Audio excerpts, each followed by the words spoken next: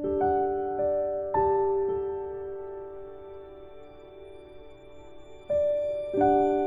tarde, pessoal. Vamos lá. Nós temos aí a continuidade do nossos temas do Nisto Cremos. O tema para hoje inicia um bloco novo, que é o bloco de desenvolvimento da vida espiritual e todos os aspectos ligados a isso, a vida cristã. Particularmente esse bloco tem 5 temas principais, né, temas centrais. O primeiro deles, a lei de Deus; o segundo, o sábado. Na carona desses temas mais ligados à estrutura da conduta cristã, propriamente dita, sendo que eles abordam aí 2 áreas significativas, uma delas a área do matrimônio, a outra os hábitos e a estrutura da conduta cristã de forma geral, fechando aí esse temário especificamente ligado ao desenvolvimento da vida cristã. A gente vai provavelmente dividir em 2 blocos mesmo. O primeiro bloco a gente vai olhar a questão da lei de Deus e o sábado, e depois os elementos ligados à conduta cristã propriamente dita, a gente trabalha num segundo bloco para ficar mais apropriado o tema e a gente não ter que passar tão superficialmente os elementos. Olhar a questão da lei de Deus e, em particular, dentro da lei de Deus, o sábado, são 2 temas, na realidade, bastante peculiares do movimento adventista, em função daquilo que é o rol de crenças primárias ou crenças fundamentais da religião adventista. Então, quando a gente fala de lei de Deus, tem 2 aspectos importantes nesse tema. O primeiro deles é a origem da lei de Deus, o segundo deles é a persistência da lei de Deus. Quanto à origem, não há muita dificuldade, não há muita discussão que se traz dentro desse tema, porque o foco da lei de Deus enquanto origem está bastante claro na proposta bíblica e é consensual de qualquer movimento religioso, de qualquer estrutura religiosa, porque a lei de Deus está intimamente ligada com a origem do povo de Israel no que diz respeito à lei que conhecemos no modelo bíblico, que é a lei dos 10 mandamentos. Então, sobre essa questão, não há muita dificuldade consensual no tema. O problema está na segunda parte do tema, que é a persistência da lei, ou a continuidade da validade da lei, e aí sim, nesse aspecto, há uma cisão bastante importante no mundo cristão, em relação à crença de que a lei tenha persistência. O mundo cristão, basicamente, quando se trata da lei de Deus, vai dividir-se em 2 blocos principais, sendo que no primeiro bloco, nos que acreditam na persistência da lei de Deus, você vai ter o maior dos fenômenos religiosos cristãos, que é o movimento católico, seguido aí do movimento adventista do sétimo dia, e mais algumas religiões menores, como o adventista da reforma, que na realidade é uma religião co-irmã da Igreja Adventista do Sétimo Dia, e algumas outras realmente menores, como sabatistas, que aparecem com essa perspectiva da validade da lei de Deus, da lei dos 10 mandamentos, para o período pós-testamento, o período Novo Testamento. O restante inteiro da cristandade, no que diz respeito ao mundo evangélico, protestante ou pentecostal, vai ter como consenso a não validade da lei de Deus para o tempo presente, portanto, a não persistência da lei de Deus. E assim se divide esse temário em relação a esses 2 aspectos, a origem e a persistência.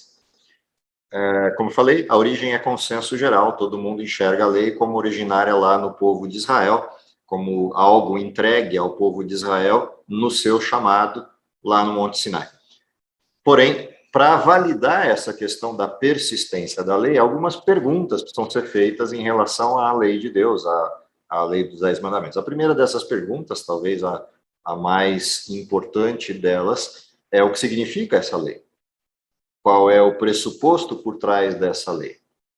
E para isso a gente tem que olhar a existência do mundo perfeito e a queda do homem para entender esse fenômeno da lei de Deus manifesta no Monte Sinai.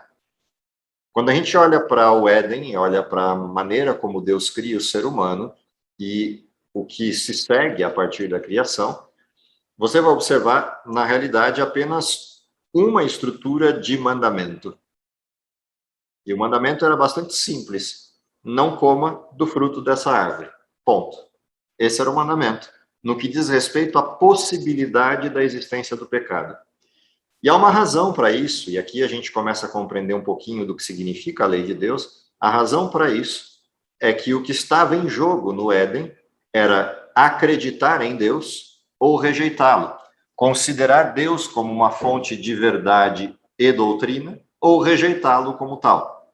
Aceitar sua vontade como algo efetivo para a vontade humana, como balizador da vontade humana, ou rejeitar a vontade de Deus e buscar um caminho de autossuficiência ou de independência, criatura-criador. Portanto, a lei estava concentrada exclusivamente neste aspecto. Uma vez que o ser humano peca, e o pecado assume o ser humano enquanto domínio, uma vez que ele se afasta de Deus e cinge com Deus, essa cisão produz os efeitos do pecado, sendo que o primeiro deles é um efeito direto, que seria a morte. O problema é que Deus persiste com o ser humano vivo para que o ser humano perceba o que aconteceria com a humanidade se vivesse separada de Deus, quais seriam seus hábitos, suas atitudes separadamente de Deus. E esse esticar do prazo de vida humana, de vivência humana, demonstra uma série de consequências na produção da maldade, na forma como o comportamento humano é afetado pelo mal, pelo pecado.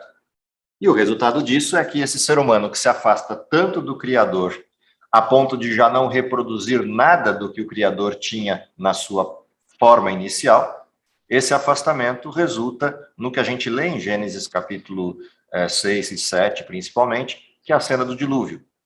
O ser humano se torna mal e mal continuamente. E essa maldade produzida pelo pecado, instaurada no ser humano, leva Deus a ter que intervir, porque o livre-arbítrio, que era o paradigma da criação, desaparece. E aí aparece um outro aspecto interessante da lei de Deus. A lei de Deus, ela é posta dentro de um contexto de liberdade. Ela não é posta, ela não é colocada dentro de um contexto de escravidão, mas de um contexto de liberdade. O ser humano é livre para seguir ou não a lei de Deus. O que o ser humano não é livre é para escapar das consequências, mas ele é livre para escolher seguir ou não a lei de Deus. Uma vez que não siga, o resultado também não oferece liberdade. O resultado de não seguir a lei de Deus é morte. O que a gente está vivendo, na realidade, no mundo, é um intervalo entre aquilo que seria o resultado efetivo do pecado e a ausência do pecado. Esse movimento intermediário, que é a vida que temos, desde Adão até hoje, é um movimento intermediário de escolha, de reformatação da escolha. Porque Deus concedeu vida e pagou o preço exigido pela lei, imposto pela lei para com o pecado, que seria a morte. Deus paga esse preço e nos permite agora confrontarmos o comportamento humano de pecado com a lei de Deus de maneira consciente. E agora eu passo a saber o que é pecado. O que não teria acontecido se o ser humano tivesse decidido pelo pecado e imediatamente morrido. Se ao provar do fruto da árvore da ciência do bem e do mal, imediatamente Eva caísse morta ao lado, ela nunca teria a chance de saber o que significa viver sem Deus. Embora não havia razão para o pecado, a misericórdia de Deus e a garantia do livre-arbítrio exigem de Deus um processo de continuidade. Não porque Deus precise disso, mas porque para as criaturas continuarem livres, era necessário a consciência plena dos efeitos. E Deus dá esse tempo. A lei dos 10 mandamentos surge neste contexto. Uma humanidade que se afasta de Deus, desliga a sua conexão com Deus e, consequentemente, comete pecados. A lei surge para advertir o ser humano de quais comportamentos moralmente são objetáveis para Deus. E, portanto, a lei tem uma característica moral a partir do momento que ela cria um paradigma moral. O que desvia desse paradigma é imoral. O que desvia desse paradigma é pecado. Nesse contexto da lei surgir como identificador do pecado, ela está voltada para o contexto deste mundo. Afinal de contas, coisas que estão escritas na lei não fazem sentido no mundo perfeito, como não matarás, não roubarás, não adulterarás. Esses elementos não fazem sentido num mundo perfeito. Não tem o menor nexo esse tipo de mandamento. Aliás, não tem nexo essa abordagem adverbial do não frente à inexistência do pecado. Exceto se o pecado, enquanto não implementado, implicasse discordar de Deus. Portanto, essa lei, na forma como está, não no princípio dela, mas na forma dela, ela é uma lei contingenciada ao pecado.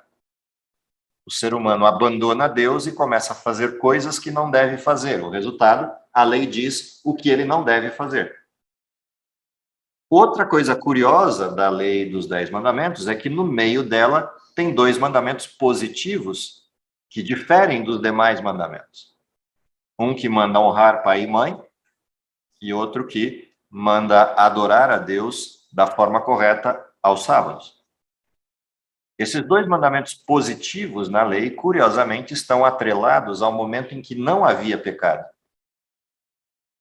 Se o ser humano continuasse obedecendo a Deus na forma da sua criação, ele adoraria a Deus todos os sábados e ele honraria pai e mãe numa vida digna. Porque parou de fazer isso, abandonou Deus e também abandonou a dignidade da sua ascendência, a dignidade dos seus pais. No caso de Adão, essa dignidade se funde, né? Porque tanto o amor a Deus e a adoração a Deus, quanto a honra ao pai e mãe, para Adão, tudo isso se resolve em Deus. Para os filhos de Adão, obviamente, isso vai se resolver em Adão e Eva. Mas Adão resolve essa conta em Deus, porque Deus é o pai de Adão. Portanto, o quarto e o quinto mandamentos, eles estão presentes no Éden, num mundo perfeito, enquanto os demais mandamentos da lei estão presentes num mundo imperfeito, onde o ser humano faz aquilo que não deveria fazer. Quando a gente trata da vida cristã e, consequentemente, das normas de conduta dessa vida cristã, a lei oferta esses parâmetros. Ela distingue o pecado da perfeição.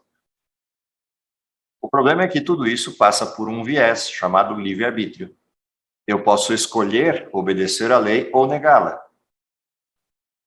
A proposta de que a lei dos 10 mandamentos é uma lei que resulta específica para um povo e não tem validade para outros, ela traria uma consequência direta, que é a leitura dos mandamentos, e a pergunta que não quer calar é: então agora que a lei não tem mais validade, eu posso fazer essas coisas?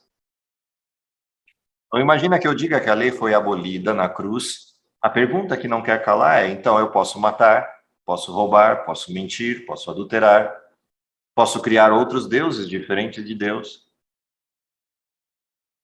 Aonde eu encontro a referência de que essas coisas são pecado? A definição de pecado está na lei, no sentido primário da definição de pecado. Embora pecado não seja só isso, ele também é transgressão da lei, mas a lei, de certa forma, qualifica o pecado. Ela demonstra o que o pecado é, ela acusa o pecado e acusa o pecador. Se eu disser que a lei não tem mais validade hoje, então 2 coisas acontecem. Eu não tenho mais a referência do pecado e não tenho nada que acuse o pecador. O que a gente tem, na realidade, é a fórmula mais fácil de resolver todos os problemas da humanidade. Tudo aquilo que a humanidade luta contra, no sentido de achar ou perceber que o mal está instalado no mundo e as pessoas são vis, são más, e por isso criam leis no Código Civil ou em constituições pelo mundo inteiro. A forma de acabar com o problema do mal é muito simples, bem diferente da proposta complicada de Rousseau, que era educa a humanidade e ela deixa de ser má. Tem um jeito muito mais fácil: elimina todas as leis da humanidade e o mal acaba. Porque eu só sei que algo é errado porque está escrito na lei. Se a lei disser que aquilo é certo, não é mais errado. Então, torne todos os comportamentos humanos certos e acaba o problema. Não há mais mal no mundo. O engraçado é que quando você propõe uma solução drástica como essa, elimine todas as leis do mundo, as pessoas falam: não, mas aí o mundo vira um caos. E daí? Pelo menos o caos eu vou poder chamar de bem. Não há lei contra ele. O detalhe bíblico é exatamente esse. É pela lei que vem o conhecimento do pecado. Paulo vai dizer isso lá em Romanos. Se é a lei que me dá o conhecimento do pecado, se é pela lei que eu percebo que algo é errado, a quem interessa a extinção da lei? A quem interessa colocar a lei como um segundo plano ou a lei fora de foco? Àquele que persiste o pecado, Satanás. Portanto, a validade da lei, a persistência da lei, para além do que os textos bíblicos já dizem, como Mateus 5 ou Romanos 6 e 7, para além disso, a questão da persistência da lei é a identificação de que existe o bem e o mal. Tire a lei e não há mais mal.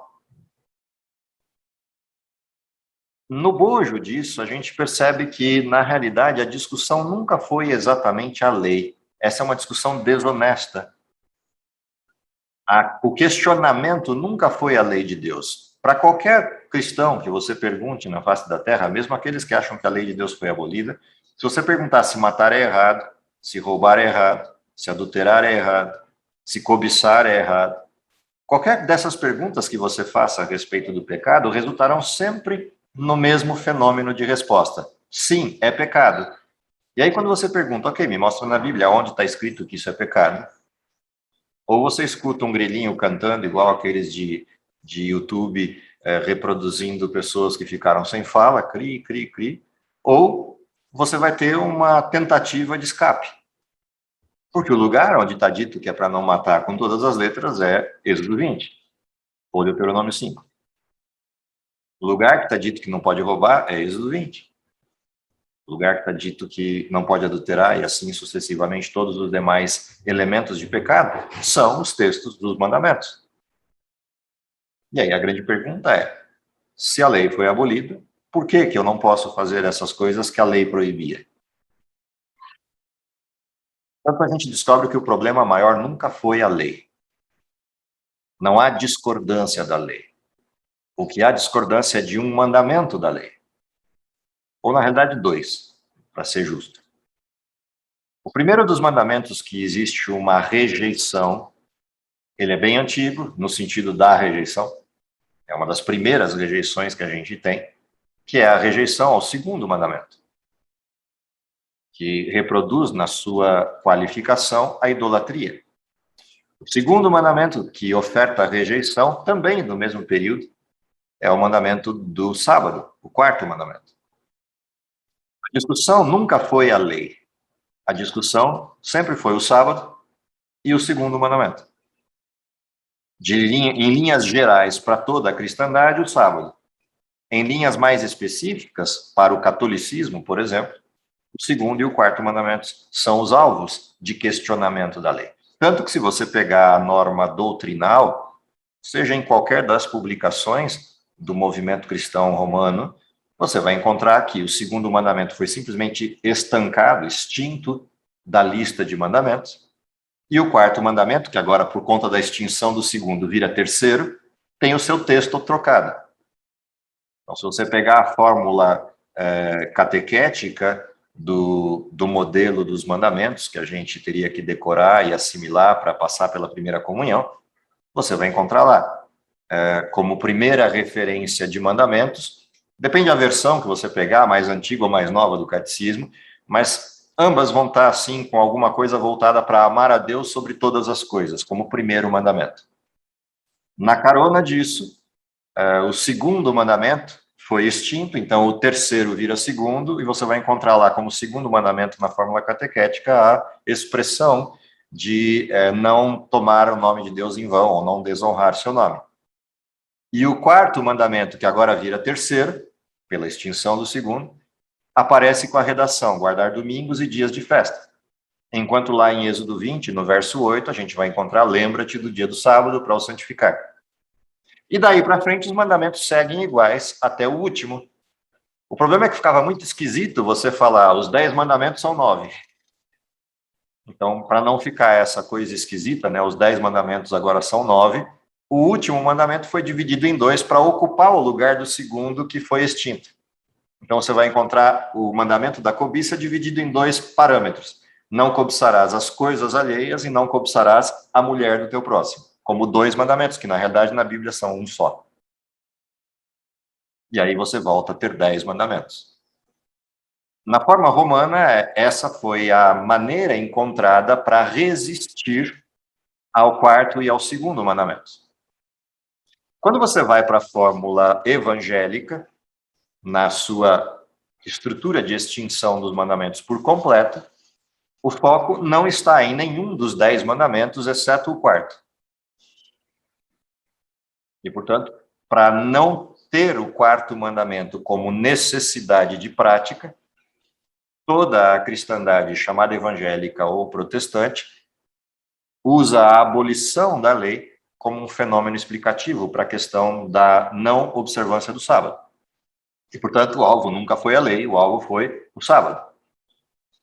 Na fórmula romana, o alvo era o sábado pela maneira como os cristãos lá do final do primeiro século e segundo século queriam um distanciamento do processo judaico de práticas em função das perseguições do Império Romano. E quando você tem aqui na frente a conversão ou pseudo-conversão de Constantino e o fim das perseguições do Império Romano, pelo menos naquele então, da produção do Edito de Milão por Constantino, isso cobra um preço. O preço de que Constantino estabelece, em 321, a primeira grande lei dominical, tentando com isso agradar a ambos os elementos, a cristandade e o mundo pagão, e aproximar os dois, já que ele, como romano, tinha se convertido ao cristianismo, ele propõe um dia unificado de observância religiosa para todos dentro do império. Por sua vez, os cristãos que não queriam proximidade com o judaísmo e nem algum tipo de viés com Roma, com o Império Romano, o que fizeram? Anuíram a esse processo e migraram a sua estrutura de prática religiosa para dentro do domingo. E você vai ver isso em uma das vertentes, que é a vertente laodiceana. No Concílio de Laodiceia se estabelece para a igreja cristã. Lembrando que esse concílio de Laodiceia não é um concílio global do cristianismo, é um concílio específico de um grupo de cristãos dentro da cristandade. E eles, no concílio de Laodiceia, votam, estabelecem como referência o domingo como dia de observância do cristianismo em comemoração à ressurreição de Cristo. E a partir daí, o cristianismo assume o domingo como verdade. O curioso é que isso segue, por 1.300, 1.400 anos quase, e ao fim desse bloco, o que você percebe é que, com a reforma protestante e a saída dos protestantes do movimento romano-cristão, não muda as doutrinas, retornando plenamente à Bíblia. Parte dos hábitos assumidos no período medieval persistem na cristandade. Um deles é a guarda do domingo. E aí o que você percebe é que, ao longo da história, essa situação de transição da lei de Deus, no caso da vertente romana, com a troca dos mandamentos ou dos seus textos. E no caso da vertente evangélico-protestante, a extinção por completo da validade da lei. Tanto uma quanto outra questão tem como alvo central o sábado. Não é à toa que Apocalipse é tão enfático neste alvo central.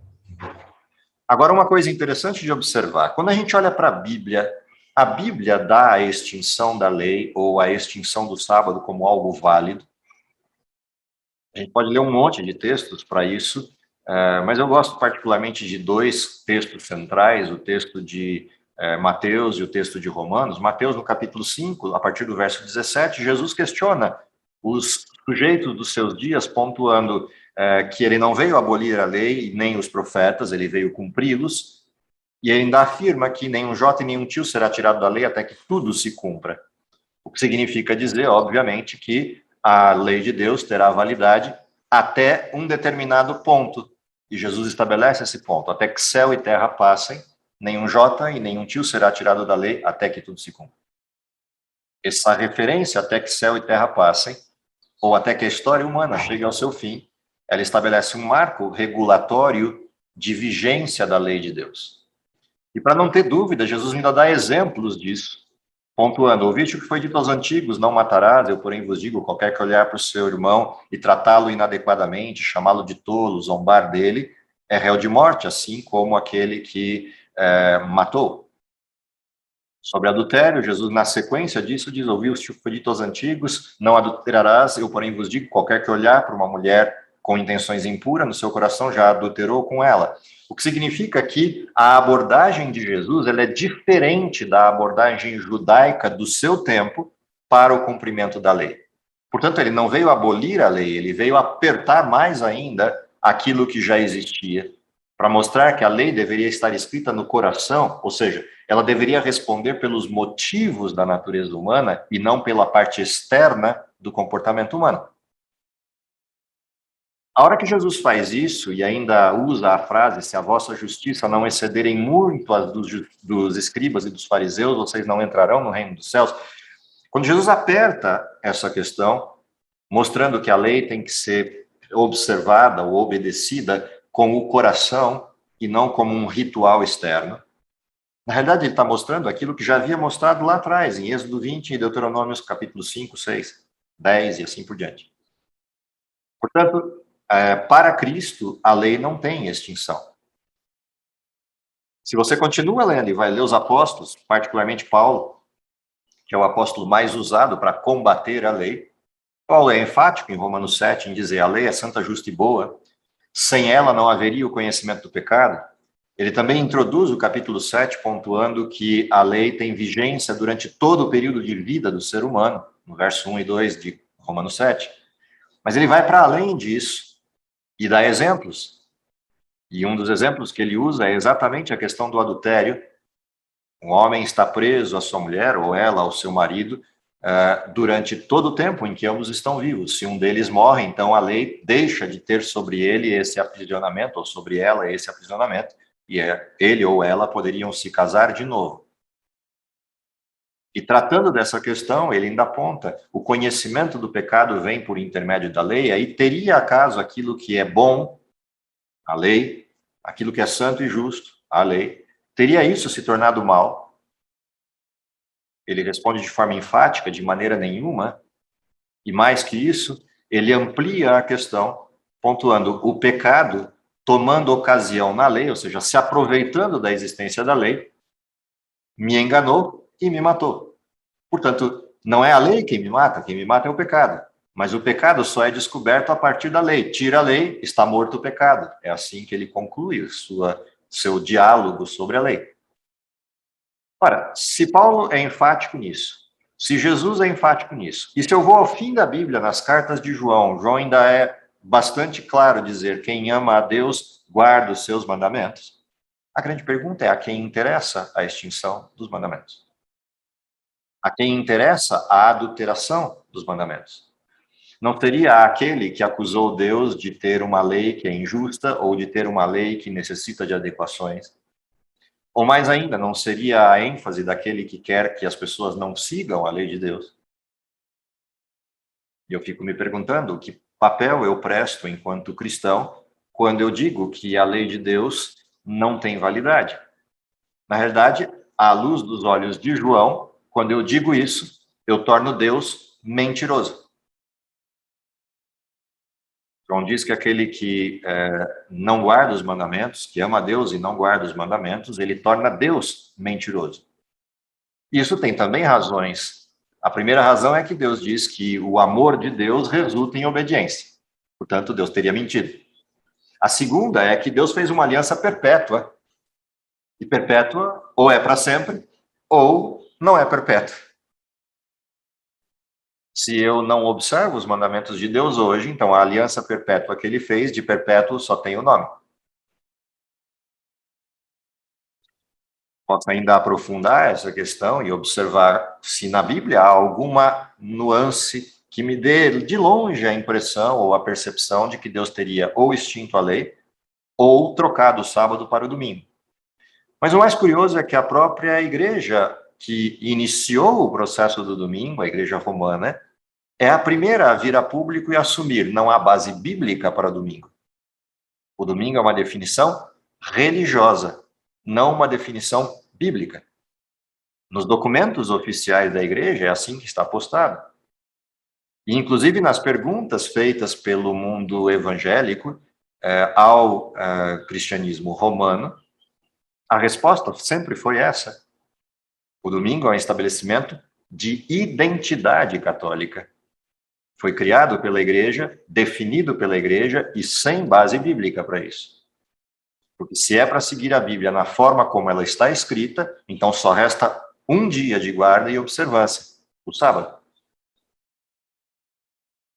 Ora, se a igreja que criou o domingo me diz isso de forma transparente, a minha grande pergunta é por que o mundo cristão, protestante e evangélico continua guardando o domingo, uma vez que quem criou o domingo não foi a Bíblia, no sentido de observância. E de forma clara diz isso para todos. Aliás, um dos textos que me chama a atenção, desses muitos textos de resposta ou de documentos doutrinais da igreja, um deles questiona da seguinte forma: 1000 anos antes de um único cristão do mundo protestante, a igreja católica, por seu divino poder, mudou o sábado para o domingo. É difícil ser mais preciso, mais enfático do que um texto assim. E a grande pergunta é, por que a transição? Outra questão que a gente ainda pode ir, com isso eu fecho essa discussão, é para que o sábado e para que a lei? Posso olhar vários aspectos dessas duas perguntas. O primeiro deles é, a lei tem como vinculação o processo da identificação do pecado. Além disso, a lei serve de guia, de orientação, quase como uma viseira tem o seu papel de fazer eu enxergar o caminho direito e não desviar para a esquerda ou para a direita do caminho principal. Por isso ela é expressa na Bíblia como um provérbio, uma frase: a lei nos serviu de aio, ou a lei nos serve de aio, de guia. Eu posso olhar a lei a partir de um fenômeno de orientação, posso olhar a lei num sentido profilático, ela me previne do mal, faz com que eu não fique doente do pecado. Não que a lei tenha esse poder, ela simplesmente me dá o conhecimento necessário para eu saber o que é errado e, portanto, me afastar do erro. Como as advertências de sinalização que nos identificam caminhos. Mas eu posso olhar ainda a questão da lei sob o ponto de vista de fidelidade, proximidade, respeito, reconhecimento da santidade de Deus e reconhecimento de quem é a criatura. Assim como eu posso olhar o sábado por diversos aspectos. Comunhão com Deus, um dia para chamar de seu, quando Deus cria o sábado, um dia em que Deus separa tempo e pede que eu também separe tempo para passar aquele dia por inteiro com Ele, já que os outros 6 dias Ele me deu de presente para eu fazer o que eu quiser, dentro daquilo que é o paradigma da perfeição. Eu posso olhar o sábado sob o ponto de vista de reabastecimento da comunhão com Deus e da convivência com Ele, uma vez que a semana me rouba isso pelas diversas intervenções do mundo secular. Eu posso olhar o sábado pela perspectiva de adoração a Deus e reconhecimento da sua autoridade, santidade e como Criador. Posso olhar o sábado pela perspectiva do reconhecimento de que Ele é o Criador. Isso tem a ver com o remanescente, de forma bastante clara: temei a Deus, dai-lhe glória, vinde a hora do seu juízo, adorai aquele que fez o céu, a terra, o mar e a fonte das águas. Se você olha a criação, em Gênesis 1 e 2, você vai ver nitidamente a sequência cronológica da criação no capítulo 1 e nos primeiros versos do capítulo 2, primeiro, segundo, terceiro, quarto, quinto e sexto dia da criação, e aí chega o 7º. E Deus é explícito em falar que separa esse dia, santifica esse dia e descansa, cessa, para de fazer o que estava fazendo neste dia. E convida o ser humano a fazer o mesmo. Jesus vai ser enfático nisso ao dizer: o sábado foi feito por causa do homem e não o contrário, o que significa dizer que o sábado também é uma referência de identidade do homem, do ser humano. É a partir do sábado que eu recupero a identidade perdida pelo pecado, porque no sábado eu tenho a oportunidade de revisitar a criação e relembrar que Deus fez, e que a autoridade sobre toda a criação é de Deus, assim como a autoridade sobre toda a terra é do homem. E isso forma a hierarquia da criação. A terra responde ao homem e o homem responde a Deus. O 7º dia é o que me dá essa referência. Mas não só isso, o sábado também pode ser símbolo da eternidade. Afinal de contas, o sábado está ligado com um outro processo, que é o processo de que, por toda a eternidade, ele será apresentado como uma referência desta criação e da redenção. O sábado também me remete a Cristo na morte e ressurreição, porque entre a morte e a ressurreição de Cristo há um momento em que Cristo descansa, cessa a sua obra, e esse momento é o sábado. Ele descansa, ele morre um pouquinho antes do pôr do sol daquela sexta-feira que antecedia a Páscoa, e ressuscita na madrugada daquele domingo, que é o dia seguinte ao sábado. E, portanto, no sábado, como manda o mandamento, Cristo também descansou, não só os discípulos, que na versão da Bíblia descreve como manda o mandamento, descansaram e só foram preparar o corpo no dia seguinte, mas encontraram um túmulo vazio. Todas essas referências presentes na Bíblia nos dão a clareza a respeito do que significa o sábado e do que significa a lei de Deus. E a grande pergunta é, e eu volto a repeti-lo, a quem interessa que isso não seja assim? Certeza que não é a Deus, porque Deus é muito claro, preciso, transparente e cristalino na sua apresentação de verdades. Porém, tem um outro que é especialista no engano e produz todos os tipos de artimanha e argumentos para desviar o foco dos filhos de Deus daquilo que é a centralidade da resposta do ser humano à graça de Deus. Sim, a graça nos salva, e isso é fato. Mas a resposta daquele que foi salvo pela fé, ou salvo pela graça, é obediência, temor e amor a Deus. Se isso não existe, então a salvação não aconteceu, pelo menos não de verdade. Paramos por aqui. Na próxima semana a gente continua com os outros 3 aspectos aí da questão da vida cristã, olhando para as questões mais pragmáticas da vida cristã e tratando um pouquinho de cada uma delas. Por hoje está de bom tamanho. Nos vemos aí na semana que vem para continuar. Abraços, até lá.